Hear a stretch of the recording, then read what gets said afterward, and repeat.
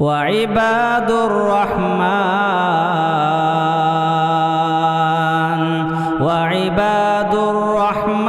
الذين يمشون على الأرض هونا وإذا خاطبهم الجاهلون قالوا سلاما۔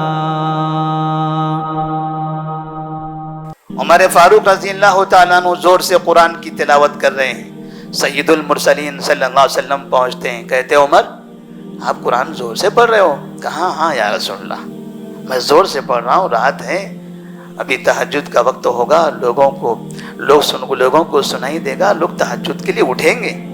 نبی نے کہا نہیں، آہستہ پڑھو، یہ سونے کا وقت ہے، جسے سونا ہے سو جائے، جسے سونا ہے سو جائیں۔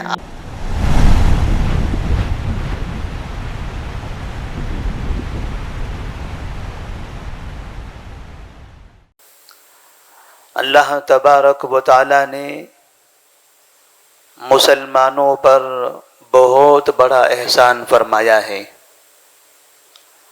مسلمان دنیا کی انتہائی خوش نصیب قوم ہے۔ اس ملک میں مسلمانوں کا وجود پورے ملک کے لیے رحمت ہے۔ ملک کے اندر خیر و برکات، ملک میں امن، ملک میں سکون، ملک میں اطمینان اور ملک میں بھائی چارگی، یہ اسلام اور مسلمانوں کی بنا پر ہے۔ مسلمانوں کو اللہ تبارک و تعالی نے وہ نعمتیں عطا فرمائی ہیں کہ مسلمان اس دھرتی پر، اس ملک میں جگہ جگہ پر اللہ کی بزرگی اور بڑائی بیان کرتے ہیں۔ ملک کا کوئی ایسا علاقہ نہیں ہے جہاں اللہ کی تعریف نہ ہوتی ہو۔ ملک کا کوئی وہ خطہ، کوئی وہ علاقہ نہیں ہے جہاں اذان کی صدائیں بلند نہ ہوتی ہو۔ زمین پر جگہ جگہ مسلمانوں نے سجدے کیے ہیں۔ یہ زمین کل قیامت کے دن اس بات کی گواہی دے گی کہ زمین کا کوئی حصہ مسلمانوں کے سجدے سے خالی نہیں ہے۔ مسلمانوں کو اللہ تبارک و تعالیٰ کا شکر ادا کرنا چاہیے، اللہ تبارک و تعالیٰ کی نعمتوں کا صحیح استعمال کرنا چاہیے۔ لقد من اللہ علی المؤمنین اذ بعث فیہم رسولا من انفسہم یتلو علیہم آیاتہ ویزکیہم وَيُعَلِّمُهُمُ الْكِتَابَ وَالْحِكْمَةَ وَإِنْ كَانُوا مِنْ قَبْلُ لَفِي ضَلَالٍ مُبِينٍ۔ اللہ تبارک و تعالیٰ فرماتے ہیں کہ نبی کریم صلی اللہ علیہ وسلم کو، ایک رسول کو مومنین پر بھیج کر ہم نے احسان کیا ہے۔ یتلو علیہم آیاتہ ویزکیہم، ایسا رسول جو انہیں اللہ تبارک و تعالیٰ کا کلام سنایا کرتے تھے، وہ قرآن مجید کی تلاوت ان کے سامنے کرتے تھے اور انہیں شرک سے، بدعات سے، خرافات سے، برے اخلاق سے پاک کرتے تھے۔ رسول اللہ صلی اللہ علیہ وسلم کا ایک مربی کی حیثیت سے، ایک بہترین داعی کی حیثیت سے، ایک مثالی انسان کی حیثیت سے دنیا میں پیدا ہونا، یہ دنیا والوں پر بہت بڑا احسان ہے۔ مسلمان جو اس نبی کی امت ہیں، اس نبی کے مشن کو دنیا میں پھیلانے کے لیے مسلمانوں نے باقاعدہ عہد کیا ہوا ہے، اور انہی کے بارے میں اللہ فرماتے ہیں کنتم خیر امت اخرجت للناس تأمرون بالمعروف وتنہون عن المنکر، تم سب سے بہتر امت ہو، سب سے اچھی قوم دنیا میں تم ہی ہو، سب سے اچھے لوگ دنیا میں اگر کوئی ہیں تو وہ مسلمان ہیں۔ وجہ کیا ہے؟ تأمرون بالمعروف وتنہون عن المنکر، تمہارا کام، تمہاری نشانی، تمہاری صفت یہ ہے کہ تم لوگوں کو اچھائی کی دعوت دیتے ہو اور برائی سے روکتے ہو، اچھے اخلاق کی ترغیب دیتے ہو، بدخلقی سے لوگوں کو منع کرتے ہو، تم شرک سے، بدعت و خرافات سے لوگوں کو دور کرتے ہو اور توحید کی دعوت دیتے ہو، اتباع سنت کی دعوت دیتے ہو۔ اس صفت کی وجہ سے اللہ تبارک و تعالیٰ نے اس قوم کو سب سے بہترین قوم قرار دیا۔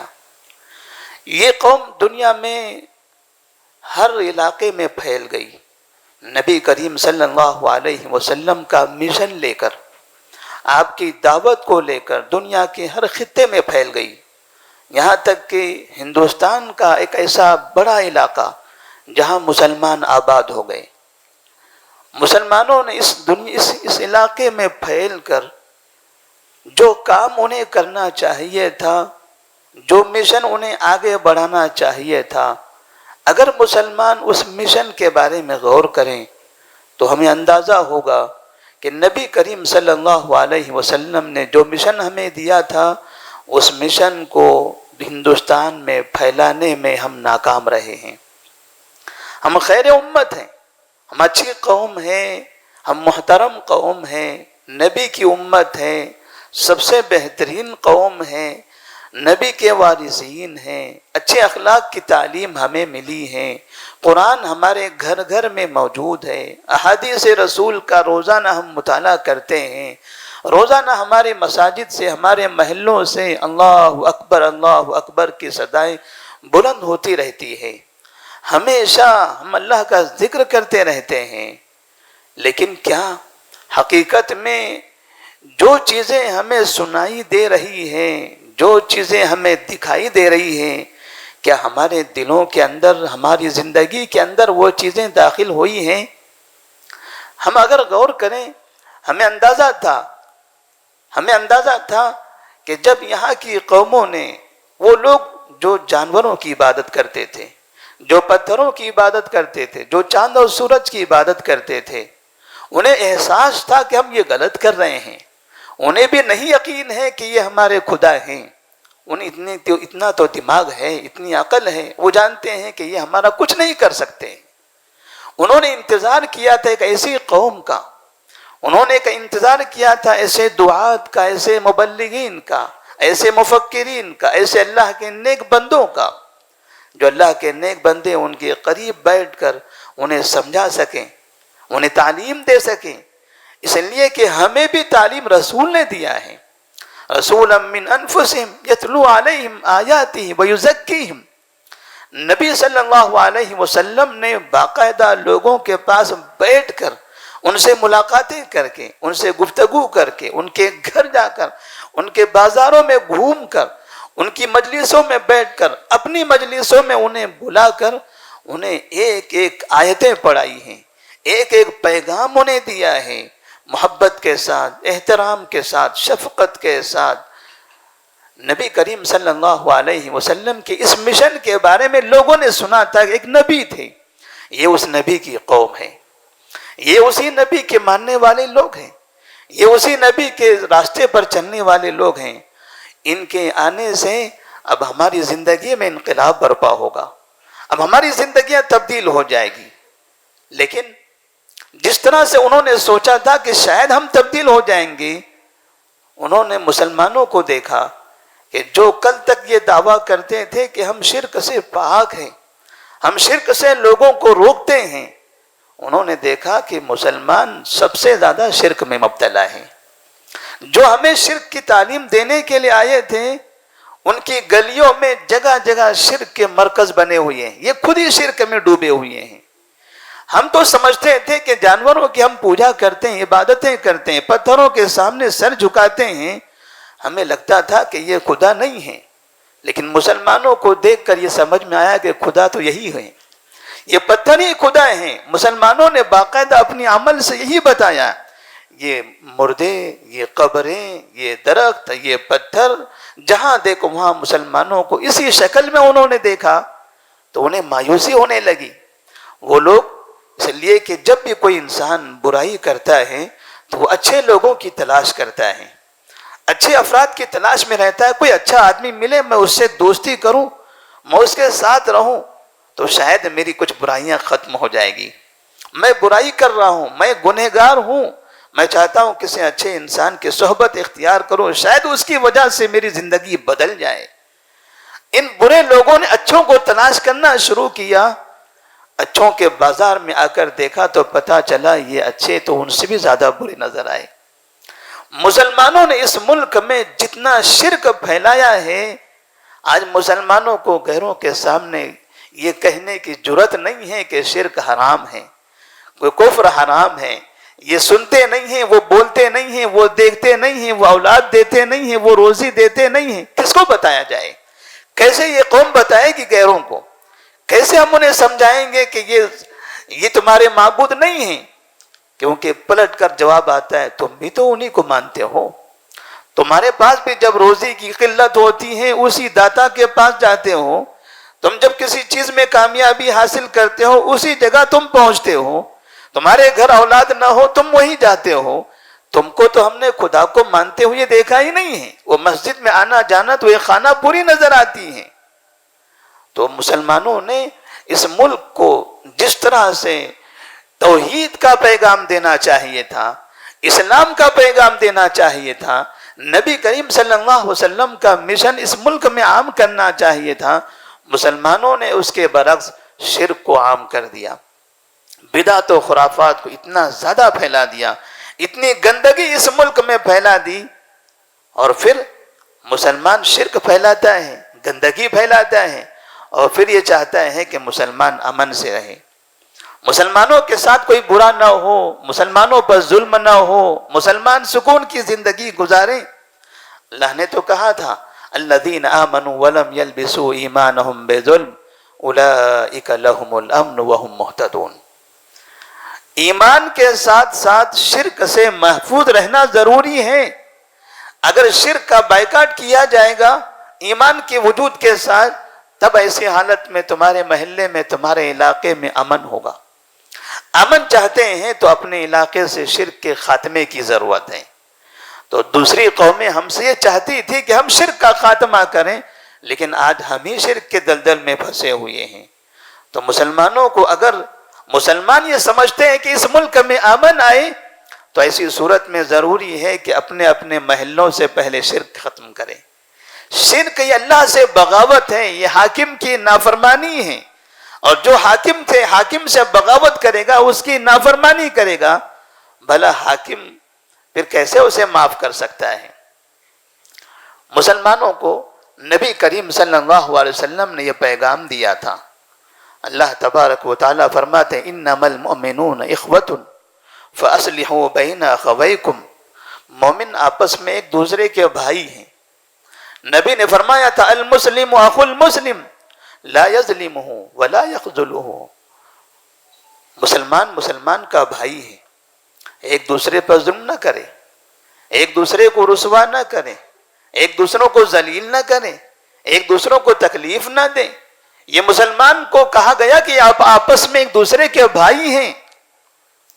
آج باقاعدہ ہندوستانی یہ کہنے پر مجبور ہیں کہ ہندوستان میں سب سے زیادہ نفرتیں اگر کسی قوم میں ہیں تو مسلمانوں کے اندر ہیں، جن کو یہ دعوت دی گئی تھی کہ آپ دنیا والوں کو محبت کا پیغام دیں، آپ دنیا والوں کو بھائی چارگی کا پیغام دیں، دنیا والوں کے دلوں میں محبت قائم کریں، نفرتیں ان کے دلوں سے نکالیں۔ لا تحاسدوا ولا تباغضوا وكونوا عباد اللہ اخوانا، ان سے کہا گیا تھا آپس میں حسد نہ کرو، ایک دوسروں سے بغض نہ رکھو، آپس میں بھائی بھائی بن کر رہو۔ مسلمانوں سے ایک دوسرے سے بھائی بھائی بن کر رہنے کی تعلیم دی گئی تھی۔ یہ تعلیم مسلمانوں نے حاصل کی تو غیروں نے سمجھا شاید یہ تعلیم ہمیں بھی ملے گی۔ انہوں نے یہ سمجھا تھا کہ ان مسلمانوں سے یہ محبت کا پیغام ہم تک بھی پہنچے گا، اگر میرے پڑوس میں کسی مسلمان کا گھر ہے تو اس کی خوشبو میرے گھر تک بھی آئے گی۔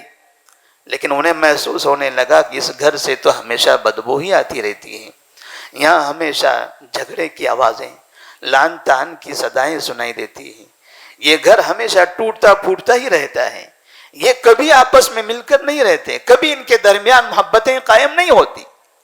یہاں تک کہ مسلمانوں کے ذمہ داران، علماء جن کو ہم کہتے ہیں، پوری قوم جن علماء پر تکیہ لگائے ہوئے رہتی ہیں، جنہیں سمجھا جاتا ہے کہ یہ قوم کے رہنما اور رہبر ہیں، ان علماء نے ہندوستان کے اندر اپنی نفرت والی زبان کا استعمال کر کے پوری قوم کو اتنا زیادہ برائی کے دلدل میں پھنسا کر چھوڑ دیا ہے کہ یہ قوم اب دلدل سے باہر نکلنے تیار نہیں ہے۔ جب قوم باہر نکلنا چاہتی ہے، علماء آتے ہیں، جلسے کرتے ہیں، پھر ایک دوسرے کو گالیاں دے کر، دھمکیاں دے کر، نفرتوں والی زبانیں استعمال کر کے پھر نفرت پھیلا دیتے ہیں۔ ایسا محسوس ہوتا ہے جیسے ایک زمانے میں ایک نام ہوا کرتا تھا ڈاکٹر پروین توگڑیا جیسا، کہ جب کسی علاقے میں اگر وہ جاتا ہے تو سمجھ میں آتا تھا کہ یہاں فساد ہونے والا ہے، یہاں ابھی فتنے ہوں گے، ابھی اس شکل کے علماء کرام ہیں، اس طرح کے نام کے علماء ہیں۔ یہ علماء جس محلے میں، جس علاقے میں، جس شہر میں جاتے ہیں، باقاعدہ وہاں پورے شہر والوں میں فساد پھیلا کر آ جاتے ہیں، مسلک کے نام پر، اماموں کے نام پر، آمین اور رفع الیدین کے نام پر، 8 اور 20 رکعت کے نام پر علماء نے آپس میں مسلمانوں کو اتنا بانٹ کر رکھ دیا ہے۔ اختلافی مسائل میں لوگوں کو تو ہمیں سمجھانے کی تعلیم دی گئی تھی، ہمیں یہ کہا گیا تھا ادع الی سبیل ربک بالحکمۃ والموعظۃ الحسنہ وجادلہم باللتی ہی احسن۔ ہمیں تعلیم دی جا رہی ہے کہ آپ دعوت دو، محبت کے ساتھ، اچھی زبان کے ساتھ، مناقشہ اگر ہو، مناظرہ ہو جائے، مجادلہ ہو جائے، اختلاف ہو جائے تو وجادلہم باللتی ہی احسن، سب سے پیاری اور میٹھی زبان جو ہو سکتی ہے وہ زبان کا استعمال کر کے تم کسی سے مجادلہ کرو اور مناظرہ کرو۔ ہم نے دیکھا، ہم جب کسی کو دلیل دیتے ہیں، کسی کو سمجھاتے ہیں، حدیث پیش کرتے ہیں تو ساتھ میں گالیاں بھی دیتے ہیں، قرآن کی تلاوت کرتے ہیں، ذلیل بھی کرتے ہیں، قرآن پڑھ کر، حدیثیں پڑھ کر ہم سامنے والوں کو رسوا کر رہے ہیں، ایسا ذلیل کرتے ہیں کہ پھر وہ ہمارا نہ قرآن سنتا ہے نہ حدیث سنتا ہے، ہمارے قرآن کا اس کے اوپر اثر نہیں ہوتا، ہماری حدیثوں کا اس کے اوپر اثر نہیں ہوتا، اور ہم ڈنکے کی چوٹ کہتے ہیں، ہم حق بولتے ہیں، کسی کے باپ سے ڈرتے نہیں ہیں، حق بات کڑوی لگتی ہے، حق بات میٹھی ہے، قرآن میٹھا ہے، حدیثیں میٹھی ہیں، یہ اللہ کا کلام ہے، اللہ کے کلام میں مٹھاس ہے، یہ نبی کا فرمان ہے، نبی کے فرامین میں مٹھاس ہے، وہ اس میں کڑواہٹ نہیں ہے، کڑواہٹ آپ کی زبانوں میں ہے، کڑواہٹ ہماری زبانوں میں ہے۔ ہم جو تلخ زبانیں استعمال کرتے ہیں دعوت دیتے ہوئے، مسلمان ہم سے قریب نہیں آتا، دوسرے ہم سے قریب کہاں سے آئیں گے؟ مسلمان ہی کو دیکھو، قرآن کی آیتیں سننے کے بعد بھی وہ ہم سے بھاگا ہوا رہتا ہے۔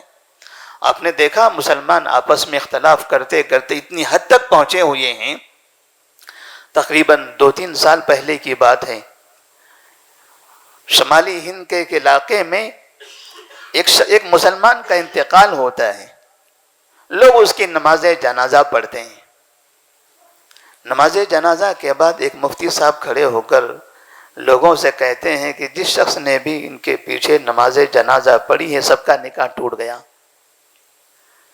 نماز جنازہ کا تعلق نکاح سے کہاں ہوا؟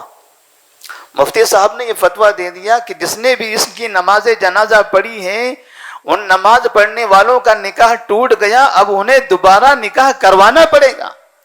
باقاعدہ ان لوگوں کا نکاح دوبارہ کروایا گیا، چھوٹے لوگ بھی تھے، بڑے بھی تھے، بوڑھے بھی تھے، ایسے بھی تھے جن کی بیویاں مر چکی ہیں، ایسے تمام افراد، ان لوگوں سے کہا گیا تمہارا نکاح ٹوٹ گیا۔ وجہ کیا تھی؟ کیا نماز پڑھنے سے نکاح ٹوٹ جاتا ہے؟ وجہ یہ تھی کہ وہ نماز پڑھنے والا ایک دوسرے مسلک، پڑھانے والا امام دوسرے مسلک کا تھا اور پڑھنے والے دوسرے مسلک کے تھے۔ مسلکی اختلاف، امام ایک مسلک کا ہے، مقتدی دوسرے مسلک کے ہیں، مقتدیوں کے مسلک کے مفتی نے یہ فتویٰ دیا کہ تم نے دوسرے مسلک کے امام کے پیچھے نماز پڑھی ہے، جاؤ تم سب کا نکاح ٹوٹ گیا۔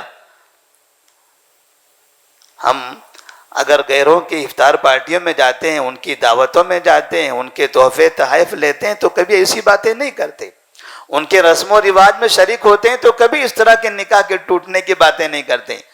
مسلمانوں سے اتنی نفرت ہے، مسلک کے نام پر اتنی عداوتیں ہیں کہ ان کے پیچھے نماز پڑھنا تک گوارا نہیں ہے۔ ہم دیکھتے ہیں کعبے میں جانے کے بعد کتنے ایسے مسلمان ہیں، کعبے میں اذان ہوتی ہے تھوڑی دیر تک مسجد میں رہتے ہیں. جیسے ہی اقامت کا وقت ہوتا ہے، خاص طور پر ہندوستان، پاکستان اور بنگلہ دیش، یہ 3 ممالک اتنی نفرتوں والے ممالک بنے ہوئے ہیں، مسلکی تعصب میں اتنی زیادہ پھنسے ہوئے ہیں. ان ممالک کے بہت سے علماء تک اقامت ہونے سے پہلے مسجد سے باہر چلے جاتے ہیں. انہیں پکڑ کر پوچھا جائے، یہ حقیقی واقعات ہیں جو ہم نے خود مشاہدہ کیا ہے، وہاں رہتے ہوئے ہم نے کئی لوگوں کو پکڑا بھی ہے. جب پوچھا جائے ایسا کیوں کر رہے ہیں آپ، تو کہتے ہیں یہ کعبے کے اماموں کے پیچھے ہماری نمازیں نہیں ہوتی، ان کے پیچھے ہماری نماز نہیں ہوتی ہے. اس ملک کے اندر باقاعدہ بچپن سے ایسی تعلیم دی گئی کہ مسلمانوں تم یہاں بھی نفرت کرو آپس میں، یہاں سے تم اللہ کے گھر نبی کے شہر مکہ میں چلے جاؤ کعبے کے پاس بھی، تو خبردار وہاں بھی جا کے مسلمانوں کے ساتھ نماز نہ پڑھنا. وہ آمین کہنے والے، وہ رفع الیدین کرنے والے، وہ وہابی ہیں، وہ فنا ہیں. اس طرح کی باتیں مسلمانوں کو بتائی گئی، اور مسلمان وہاں جا کر بھی کعبے کے اماموں کے پیچھے، مسجد نبوی کے اماموں کے پیچھے نماز نہیں پڑھتے. اپنے محلوں میں، اپنی گلیوں میں، اپنے ہوٹلوں میں جا کر جمعہ کی نمازیں تک پڑھی جاتی ہیں. یہ تربیت یہاں دی جا رہی ہے. مسلمان ہندوستان کے اندر یہ چاہتا ہے کہ لوگ ان کے ساتھ اچھا رہیں. ہم یہ چاہتے ہیں کہ حکومت ہمارے ساتھ انصاف کرے. ہم یہ چاہتے ہیں کہ حکومت ہم پر ظلم نہ کریں. ہم یہ چاہتے ہیں کہ حکومتیں ہمارے حقوق ادا کریں.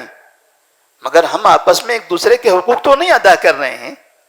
ہم حکومت سے مطالبہ کر رہے ہیں انصاف ہو ہمارے ساتھ، ہم مظلوم ہیں. لیکن آپ سے پوچھا جائے کیا آپ انصاف کرتے ہو آپس میں؟ ہم حکومت سے چاہتے ہیں حکومت سچی ہو، جھوٹی نہ ہو، جو وعدہ کرے پورا کرے.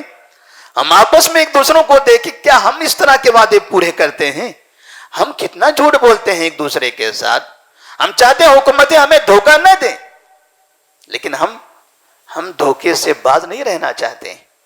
ہم چاہتے ہیں کہ وہ بھڑکاؤ بھاشن نہ کرے، وہ ہمارے محلوں میں، ہمارے علاقے میں آ کر الگ الگ نعروں کے ذریعے ہندو مسلم فساد برپا نہ کریں. لیکن ہم اپنے محلوں میں شیر کی طرح دھاڑتے ہوئے مسلمانوں کے دلوں کو چھلنی کر کے چلے جاتے ہیں. کوئی ہمیں پوچھنے والا نہیں ہے، کوئی ہمیں نہیں پوچھتا ہے. ہم وہ نہیں سوچتے کہ ہم اپنا مواخذہ کب کریں گے. ہم غیروں سے امن چاہتے ہیں، خود امن قائم نہیں کرنا چاہتے ہیں. غیروں سچائی چاہتے ہیں، خود سچا نہیں بننا چاہتے. سچے تو آپ کو بننا چاہیے تھا. امن تو آپ کے پاس موجود ہے، اسلام تو آپ کے پاس ہے، امانت داری تو اس کا پیغام آپ کے پاس ہے، قرآن تو آپ کے پاس ہے، وہ تو آپ کو کرنا چاہیے تھا. ہماری تجارتوں میں دھوکہ. ہم تو جانتے ہیں کہ اسلام ہندوستان میں جب آیا تو عرب کے تاجرین آیا کرتے تھے. عرب کے تاجرین نے خاص طور پر ساحلی جو علاقے ہیں ان علاقوں میں سب سے پہلے اسلام آیا ہوا تھا. اسلام آنے کی وجہ کیا تھی؟ عرب کے تجار مکہ سے، مدینہ سے، دیگر یمن سے، اس علاقوں سے پہنچتے تھے، تجارت کرتے تھے. تجارت کر کے اپنی شکل و صورت، اپنے اخلاق سے وہاں کے لوگوں کو ایسے متاثر کر دیتے تھے کہ وہاں کی قومیں ایمان لے آتی تھی، وہاں کی قومیں مسلمان ہو جاتی. وہ دائی نہیں تھے، وہ علماء نہیں تھے، وہ تاجرین تھے. وہ سچائی، امانت داری کے ساتھ تجارت کر کے لین دین کرتے تھے، اور اس طرح سے وہاں کے لوگوں کے دلوں پر راج کرتے تھے. پھر وہ لوگ، ان کا دل تبدیل ہو جاتا تھا، ان کی زندگی میں انقلاب برپا ہوتا تھا، وہ لوگ اسلام میں داخل ہو جاتے تھے. تاجروں کا عمل ایسا تھا کہ اس سے لوگ مسلمان ہوتے تھے.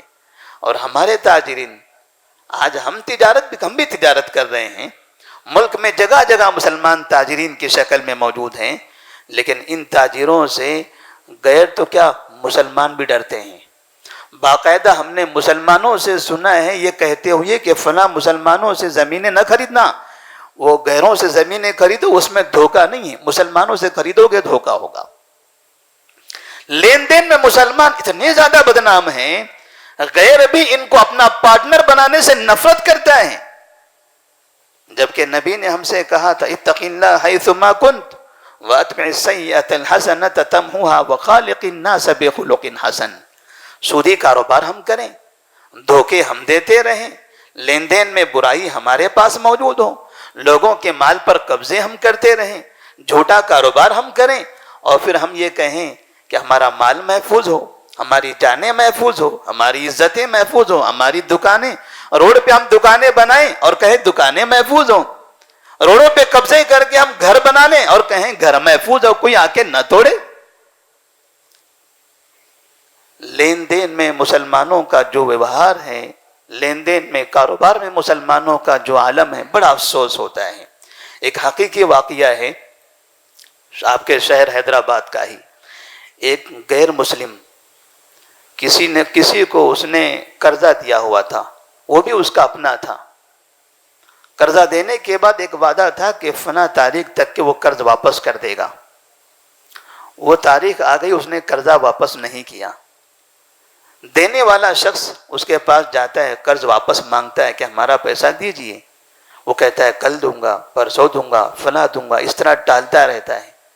کئی دن گزر جانے کے بعد یہ شخص اس کے پاس ناراض ہو کر پہنچتا ہے اور کہتا ہے تم کب سے مومڈن ہو گئے؟ تم کب سے مومڈن ہو گئے؟ جب بھی آتا ہوں بات گھماتے رہتے ہو۔ تو کہتے ہیں جو شخص نے قرضہ لیا تھا اس نے جب سنا کہ اس نے مجھے مومڈن کہہ دیا ہے، فوراً ادھر ادھر رشتہ داروں کے پاس جا کے پیسے جمع کرتا ہے اور لا کر دیتا ہے اور کہتا ہے آئندہ سے تو مجھے مومڈن نہ کہنا۔ یہ دو غیروں کی آپسی باتیں ہیں، اس میں مسلمانوں کا کوئی دخل نہیں ہے۔ ان دونوں کو جو پیغام ملا، ان دونوں کی جو فکر بنی ہے وہ یہ بنی ہے کہ جو مسلمان ہوتا ہے وہ دھوکہ دیتا ہے، وہ نہیں چاہتا کہ مجھے مومڈن کہیں، اس لیے کہ مومڈن کا مطلب دھوکے باز ہوتا ہے۔ ہم نے اپنی شکل و صورت سے، اپنے اخلاق سے پورے ملک کو یہ پیغام دیا ہوا ہے کہ ہم دھوکے باز ہیں، ہمارے قریب نہ آنا، ہم جھوٹے ہیں، ہم سے قریب نہ آنا، ہماری باتیں نہ سننا۔ کیسے ہمارا دین اس ملک میں پھیلے گا؟ کیسے ہماری دعوت اس ملک میں عام ہوگی؟ دعوت کو عام کرنے کے لیے باقاعدہ اپنے اخلاق کو سنوارنے کی ضرورت ہے، اپنے اعمال کو اچھا بنانے کی ضرورت ہے، اپنی زبان میں مٹھاس پیدا کرنے کی ضرورت ہے۔ نبی کریم صلی اللہ علیہ وسلم کی ایک بہترین مثال، آپ صلی اللہ علیہ وسلم مسجد نبوی کے اندر آتے ہیں، مسجد کے ستون پر سمامہ بن اسال نامی شخص باندھے ہوئے تھے، قیدی بنا کر رکھے ہوئے تھے۔ آپ ان کے قریب پہنچے ہیں، ما عندک یا سمامہ، اے سمامہ کیسے ہو، کیسی ہے طبیعت؟ یہاں آپ گرفتار ہوئے ہو، مسلمانوں کے ہاتھوں میں ہو، آپ سے جنگ ہوئی تھی اور اس طرح سے آپ مسلمانوں کے قیدی بنے ہو، ہمارے پاس قیدی رہتے ہوئے تم کیسے ہو؟ تو انہوں نے کہا اندی خیر یا محمد، میں اچھے ہوں، میں اچھے سے ہوں، مجھے کوئی تکلیف نہیں ہے۔ نبی کریم صلی اللہ علیہ وسلم نے صحابہ رضی اللہ تعالیٰ عنہم سے کہا سمامہ کا خیال رکھنا، یہ مسلمان نہیں ہے، یہ ہمارا قیدی ہے، یہ مسجد میں قید کیا ہوا ہے، اس کے کھانے کا انتظام کرنا، اس کے سکون کے اطمینان کا انتظام کرنا، اسے کسی بھی قسم کی کوئی تکلیف نہ دینا، کوئی بھی شخص یہاں آ کر اسے بدزبانی نہ کرے، اسلام مخالف انسان ہے۔ نبی کریم صلی اللہ علیہ وسلم اسے پوچھتے ہیں کیسے ہو، تمہیں کیا لگتا ہے کہ ہم کیا کریں گے آپ کے ساتھ؟ تو وہ کہتا ہے ان تقتل تقتل ذا دم وان تنعم تنعم علی شاکر، اے محمد میں تو مجرم ہوں، میں تو مجرم ہوں، اگر آپ مجھے قتل کر دو گے تو پھر میں قتل کا مستحق ہوں، اور اگر آپ مجھے معاف کر دو گے میں ساری زندگی آپ کا احسان مند رہوں گا، اور اگر آپ کچھ مال چاہتے ہو وَإِن تُرِيدُ مَالًا فَسَلْ مِنْهُ مَا شِئْتَ، اگر آپ کچھ مال چاہتے ہو تو مانگو، جو مانگو گے میں دے دوں گا۔ نبی صلی اللہ علیہ وسلم نے دیکھا سمامہ تو سکون سے ہیں، کوئی پریشانی نہیں ہے، چلے گئے۔ دوسرے دن پھر آتے ہیں، ما عندک یا سمامہ، کیسے ہو سمامہ؟ سمامہ پھر کہتے ہیں میں اچھے سے ہوں۔ پھر وہی جواب ہوتا ہے ان تقتل تقتل ذا دم وان تنعم تنعم علی شاکر۔ سمامہ کو دونوں چیزوں میں یہاں تذبذب تھا، پتہ نہیں میرا کیا ہوگا، میں تو گرفتار ہو چکا ہوں، میری قوم تو دور ہے، میں ان لوگوں کے ہاتھوں میں ہوں، یہ مجھے قتل کریں گے یا چھوڑ دیں گے مجھے نہیں معلوم ہے، اگر قتل کر دیں تو میں قتل کا مستحق ہوں، معاف کر دیں تو ساری زندگی احسان مند رہوں گا۔ نبی نے پھر چھوڑ دیا۔ پھر تیسری مرتبہ آپ صلی اللہ علیہ وسلم وہاں پر پہنچتے ہیں کہ ما عندک یا ثمامہ، کیسے ہو ثمامہ؟ اس نے وہی جواب دیا۔ نبی صلی اللہ علیہ وسلم نے صحابہ رضی اللہ تعالیٰ عنہم سے کہا اطلقوا ثمامہ، چھوڑ دو اس کو، چھوڑ دو، اپنی قوم کے پاس چلے جانے دو، معاف کر دو اس کو، کوئی ضرورت نہیں اس کو پریشان کرنے کی، اس نے ہم کو پریشان کیا، اس کی قوم نے ہم کو پریشان کیا ہے، لیکن ہم وما ارسلناک الا رحمتا للعالمین، ہم لوگوں کو پریشان کرنے کے لیے نہیں آئے، لوگوں کا انتقام لینے کے لیے نہیں آئے، لوگوں کو مارنے کے لیے نہیں آئے، تکلیف دینے کے لیے نہیں آئے، ہم تو دنیا والوں کے لیے رحمت بنا کر بھیجے ہیں۔ کوئی ہمارے ساتھ برا سلوک کرے، انتقام میں ہم اس کو جواب دے دیں، یہ ضروری نہیں ہے۔ کوئی برا برتاؤ کرتا ہے تو ہم اچھا برتاؤ کریں گے تو اس کا زیادہ فائدہ ہوگا، بدلہ لینے کا وہ فائدہ نہیں ہے جو معاف کرنے کا فائدہ ہے۔ اور ہمیں خاص طور پر آخری عشرے میں یہ سکھایا جاتا ہے اللہم انک عفو تحب العفو فاعف عنا، اللہم انک عفو تحب العفو فاعف عنا، بار بار یہ پڑھتے رہو۔ نبی نے فرمایا صحابہ جاؤ جاؤ ان کو اطلقوا اسامہ، چھوڑ دو ان کو۔ اسامہ بن اسال وہاں سے نکل گئے، لوگوں کو لگتا تھا اب خوشی خوشی اپنے وطن چلے جائیں گے۔ اسامہ باہر گئے، غسل کیا، نبی کے دربار میں حاضر ہوتے کہتے ہیں اشہد ان لا الہ الا اللہ واشہد ان محمدا رسول اللہ۔ نبی کے سامنے آ کر اس نے کلمہ پڑھ لیا، کسی بھی قسم کی کوئی دعوت نہیں، بس آپ کا تعامل، آپ کے اخلاق۔ اور پھر ثمامہ بن اسال کہتے ہیں رضی اللہ عنہ واللہ ما کان من وجہ ما کان علی الارض من وجہ ابغض الی من وجہک فاصبح وجہک حب الوجوہ الیک۔ قسم اللہ کی، آج سے پہلے آپ کا چہرہ دنیا میں سب سے زیادہ ناپسندیدہ چہرہ تھا، لیکن آج سب سے زیادہ محبوب ہو گیا۔ ما کان من دین ابغض الی من دینک فاصبح دینک احب الدین الی۔ اور آج سے پہلے آپ کا دین میرے نزدیک سب سے زیادہ متنفر اور مبغوض دین تھا، لیکن آج آپ کا دین سب سے محبوب دین ہو گیا۔ ما کان من بلد ابغض الی من بلدک فاصبح بلدک احب البلاد الی۔ اور آج سے پہلے آپ کا شہر مدینہ سب سے مکروہ شہر تھا، لیکن آج آپ کا یہ شہر میرے نزدیک سب سے محبوب بن گیا۔ نبی کریم صلی اللہ علیہ وسلم نے 3 مرتبہ اس شخص سے ملاقات کی، 3 مرتبہ حالات پوچھے۔ ثمامہ بن اسال نے نبی کی اخلاق کو دیکھا، نبی کے تعامل کو دیکھا، اور ان کی زندگی میں انقلاب برپا ہو گیا۔ جو کل تک دین سے نفرت کرتا تھا، جو کل تک نبی سے نفرت کرتا تھا، جو کل تک اسلام کے مرکز سے نفرت کرتا تھا، وہ ساری چیزوں سے محبت کرنے لگا۔ مطلب یہ ہے کہ اگر مسلمان اپنے اخلاق کا صحیح استعمال کریں گے تو وہ افراد جن کو اسلام سے نفرت ہے، جن کو کعبے سے نفرت ہے، جن کو قرآن سے نفرت ہے، جن کو ہمارے دین سے نفرت ہے، ہمارے اخلاق کی وجہ سے وہ ان سب سے محبت کرنے لگیں گے۔ ان کا نفرتوں پر باقی رہنا یہ ہمارے بدخلقی کی مثال ہے۔ وہ آج بھی دین سے نفرت کر رہے ہیں، 70 سال ہو گئے ملک کو آزاد ہو کر، آج بھی ان کے پاس دین نہیں پہنچا ہے، آج بھی ان کو اسلام سے نفرت ہے، اسلام سے ڈر ہے۔ اس کی وجہ ہم ہیں، ہماری زبانیں، ہمارے اخلاق، ہمارے کرتوت۔ اذان کے بارے میں، اذان تو اللہ تبارک و تعالیٰ کا ایسا پیغام ہے کہ جہاں تک یہ کلمہ اذان پہنچتی وہاں تک شیطان بھاگتا رہتا ہے۔ اذان یہ رحمت والے کلمات ہیں، اس سے شیطان بھاگتا ہے، لیکن اس اذان کا مسلمانوں نے جتنا غلط استعمال کیا ہوا ہے، اس مائک کا، اس مینار کا مسلمانوں نے ملک میں جو تماشا کیا ہوا ہے، اسی تماشے کی وجہ سے آج مسلمانوں کی اذانوں پر پابندی لگنے کا ڈر لگ رہا ہے۔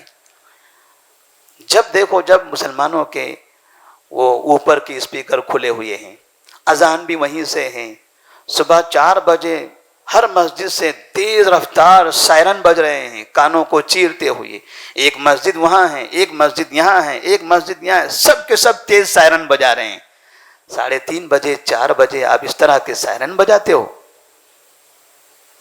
جب آپ کا موسم آتا ہے رات میں 2 بجے تک اوپر کا مائک چالو کر کے تقریریں کرتے ہو، نعتیں پڑھ رہے ہیں، قوالیاں گائی جا رہی ہیں، نہ جانے کون کون سے ماتم کیے جا رہے ہیں، سب کے لیے مائک کا استعمال. پوچھا جائے کیا کر رہے ہو رات میں 2 بجے، تو کہتے ہو نبی کے پیدائش کا دن ہے، جشن منا رہے ہیں. نبی کی پیدائش کا دن مناتے ہیں، 2-3 بجے رات تک پورے محلے میں شور و شرابہ کرتے ہیں.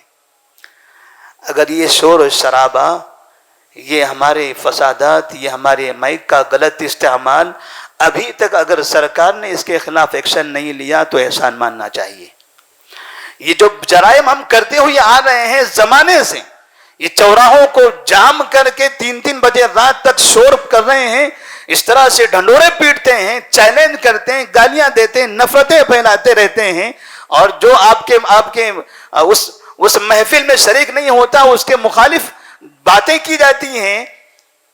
اگر اتنا دھنگا مستی کرنے کے باوجود بھی اگر پولیس آپ کو نہیں پکڑتی ہے تو پولیس کا احسان ماننا چاہیے کہ ہم تو جرائم کر رہے ہیں. یہ تو ہمارا کام نہیں تھا، ہمارا کام تھا مسجد میں آنا، مسجد میں بیٹھ کر لوگوں کو نصیحتیں کرنا. ہمیں اذان دینے کی اوپر سے اجازت ہے، نماز کیوں ہم اوپر پڑھاتے ہیں؟ تراویح ہم کیوں اوپر دیتے ہیں؟ خطبے ہمارے باہر کیوں ہوتے رہتے ہیں؟ 3-3 بجے رات تک ہمارے مائک کیوں چالو رہتے ہیں؟ لوگوں کو تکلیف ہوگی. نبی کریم صلی اللہ علیہ وسلم نے ابوبکر صدیق اور عمر فاروق رضی اللہ تعالیٰ عنہ کے بارے میں کہا.